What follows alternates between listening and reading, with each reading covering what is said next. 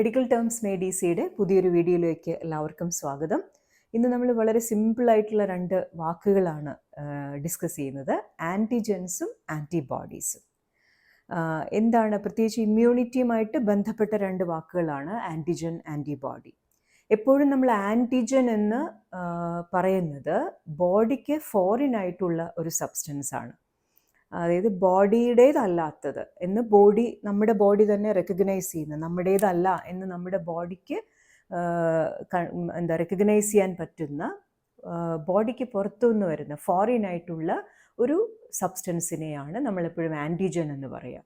അത് ചിലപ്പോൾ ഒരു ലിവിങ് ആയിട്ടുള്ള ഒരു പത്തോജൻ ആയിരിക്കാം. ഇപ്പോൾ നമ്മൾ പറയുന്ന പത്തോജൻസ് എന്ന് പറഞ്ഞാൽ ബാക്ടീരിയകളോ അല്ലെങ്കിൽ വൈറസസോ അല്ലെങ്കിൽ അങ്ങനെയുള്ള മറ്റ് ഡിസീസ് കോസിങ് ആയിട്ടുള്ള ഏജൻസോ, അതൊന്നും അല്ലെങ്കിൽ ചിലപ്പോൾ ഒരു നോൺ ലിവിങ് ആയിട്ടുള്ള ഒരു മാറ്ററുമാവും. ഫോർ എക്സാമ്പിൾ, നമുക്ക് അലർജിയൊക്കെ ഉണ്ടാക്കുന്ന പോളൻസ്, അല്ലെങ്കിൽ നമ്മൾ പൂമ്പൊടി എന്നൊക്കെ പറയില്ലേ, പോളൻസ്, അല്ലെങ്കിൽ ഡസ്റ്റ് പാർട്ടിക്കിൾസ്, ഇതൊക്കെ ഇവരെയൊക്കെ നമ്മുടെ ബോഡിക്ക് ഡാമേജ് ഉണ്ടാക്കുന്നതെന്ന് അവരെ റെക്കഗ്നൈസ് ചെയ്യുകയും അങ്ങനെ അവരെ കുഴപ്പക്കാരാണെന്ന് ബോഡി റെക്കഗ്നൈസ് ചെയ്യുകയും അങ്ങനെ അവർക്കെതിരെ ബോഡി ഒരു ഇമ്മ്യൂൺ റിയാക്ഷൻ ഉണ്ടാകാനായിട്ട് ശ്രമിക്കുകയും ചെയ്യുന്നു. അപ്പോൾ അങ്ങനത്തെ ഒരു ഇമ്മ്യൂൺ റെസ്പോൺസ്, നമ്മുടെ ഇമ്മ്യൂണിറ്റി ഉണർന്ന് പ്രവർത്തിക്കാനായിട്ട് ഇടയാക്കുന്ന ഫോറിൻ ആയിട്ടുള്ള, ബോഡിയുടേതല്ലാത്ത ഫോറിൻ ആയിട്ടുള്ള സബ്സ്റ്റൻസസിനെയാണ് നമ്മൾ ആൻറ്റിജൻ എന്ന പേരുകൊണ്ട് സൂചിപ്പിക്കുന്നത്. അപ്പോൾ ആൻറ്റിജൻസ് ഞാൻ പറഞ്ഞ പോലെ ലിവിങ്ങും ആവാം അല്ലെങ്കിൽ നോൺ ലിവിങ്ങും ആവാം. അങ്ങനെയുള്ളൊരു സബ്സ്റ്റൻസ് എപ്പോഴെങ്കിലും, ഈ പറഞ്ഞ ആൻറ്റിജൻസ് നമ്മുടെ ബോഡിയിൽ എപ്പോഴെങ്കിലും ബോഡിയുമായിട്ട് കോണ്ടാക്റ്റിൽ വന്നാൽ ഇവരെന്താ ചെയ്യുക? ആൻറ്റിജൻസ് എന്താണ് ആക്ച്വലി ബോഡിയിൽ ഉണ്ടാക്കുന്ന വ്യത്യാസം?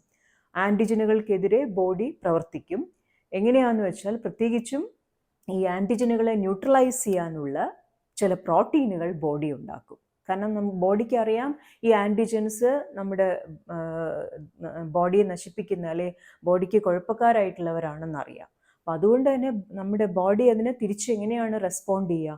അതായത് ഈ ആൻറ്റിജനുകളെ നിർവീര്യമാക്കാനുള്ള അല്ലെങ്കിൽ ന്യൂട്രലൈസ് ചെയ്യാനുള്ള ചില പ്രോട്ടീനുകൾ ബോഡി ഉണ്ടാക്കുന്നു, പ്രത്യേകിച്ച് നമ്മുടെ ഇമ്മ്യൂൺ സെൽസ്, നമ്മുടെ വൈറ്റ് ബ്ലഡ് സെൽസ്.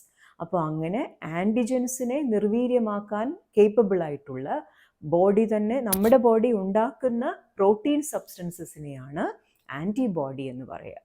അപ്പോൾ അതുകൊണ്ടാണ്, അപ്പോൾ ആൻറ്റിബോഡി ഈസ് ആക്ച്വലി ഫോംഡ് എന്തിനു വേണ്ടി? ന്യൂട്രലൈസ് ചെയ്യാൻ ഈ ആൻറ്റിജനുകൾ, ഈ പുറത്തുനിന്ന് ഈ ഫോറിനായിട്ട് നമ്മുടെ ബോഡിയുടേതല്ലാതെ വരുന്ന ഈ ആൻറ്റിജനുകളെ നശിപ്പിക്കാനായി, അതിനെ നിർവീര്യമാക്കാനായി ബോഡി ഉണ്ടാക്കുന്ന പ്രോട്ടീൻസിനെയാണ് നമ്മൾ ആൻറ്റിബോഡി എന്ന് പറയുക. അതുകൊണ്ട് തന്നെ നമുക്ക് ആൻറ്റിജൻസിന് ഇങ്ങനെയും നമുക്ക് എക്സ്പ്ലെയിൻ ചെയ്യാം. ബോഡിയെ കൊണ്ട് ആൻറ്റിബോഡി ഉണ്ടാക്കിക്കുന്നതിന് കാരണക്കാരായവരാണ് ആൻറ്റിജൻ. അതുകൊണ്ട് ആൻറ്റിബോഡി ജെൻ എന്നും നമ്മൾ ആൻറ്റിജൻസിനെ പറയാറുണ്ട്. ആൻറ്റിബോഡി ജെൻ, ആൻറ്റിബോഡി ഉണ്ടാകാൻ കാരണമായതെന്തോ അതാണ് ആൻറ്റിജൻ എന്ന് പറയാം. അപ്പോൾ ഇതാണ് ഇവർ തമ്മിലുള്ള ബന്ധം. ആൻറ്റിജൻ എപ്പോഴും നമ്മുടെ ബോഡിക്ക് ഫോറിൻ ആയിട്ടുള്ളതും നമ്മുടെ ബോഡിക്ക് പലപ്പോഴും ഡാമേജിങ് ചെയ്യാനായിട്ട് അതിനുള്ളൊരു പർപ്പസോട് കൂടിയുള്ളതാണ്. എന്നാൽ ഈ ആൻറ്റിജനെ എതിരെ ബോഡി ഉണ്ടാക്കുന്ന പ്രോട്ടീൻ സബ്സ്റ്റൻസസിനെയാണ്, പ്രത്യേകിച്ച് നമ്മുടെ വൈറ്റ് ബ്ലഡ് സെൽസ് ഉണ്ടാക്കുന്ന പ്രോട്ടീൻ സബ്സ്റ്റൻസസിനെയാണ് ആൻറ്റിബോഡി എന്ന് പറയാം. എപ്പോഴും ആൻറ്റിജൻസ്, നമ്മുടെ ഒരു പ്രത്യേക രീതിയിലുള്ള ഇമ്മ്യൂണിറ്റി വർക്ക് ചെയ്യുന്നത് എങ്ങനെയാണ്? ഈ ആൻറ്റിജനുകൾക്കെതിരെ ആൻറ്റിബോഡികൾ ഉണ്ടാവുകയും അവരെ ന്യൂട്രലൈസ് ചെയ്യുന്നു. അതിനാണ് നമ്മൾ ആൻറ്റിജൻ ആൻറ്റിബോഡി റിയാക്ഷൻസ് എന്ന് പറയുക. അപ്പോൾ അങ്ങനെയാണ് ഒരു ടൈപ്പ് ഓഫ് ഇമ്മ്യൂണിറ്റി പ്രവർത്തിക്കുക. അപ്പോൾ അതാണ് importance of antigen and antibody. അപ്പോൾ നിങ്ങൾക്ക് മനസ്സിലായി എന്ന് വിചാരിക്കുന്നു. ഇനി അടുത്തൊരു വീഡിയോയിൽ ഇതുപോലെ ഇമ്മ്യൂണിറ്റിയുമായി ബന്ധപ്പെട്ട മറ്റൊരു ടോപ്പിക്കുമായിട്ട് വരാം. അപ്പോൾ അതുപോലെ തന്നെ ഇത് സംബന്ധിച്ച് എന്തെങ്കിലും ഡൗട്ട് ഉണ്ടെങ്കിലും പറയുക. ചാനൽ സബ്സ്ക്രൈബ് ചെയ്യുക. അടുത്തൊരു വീഡിയോയിൽ കാണാം. Okay, thank you.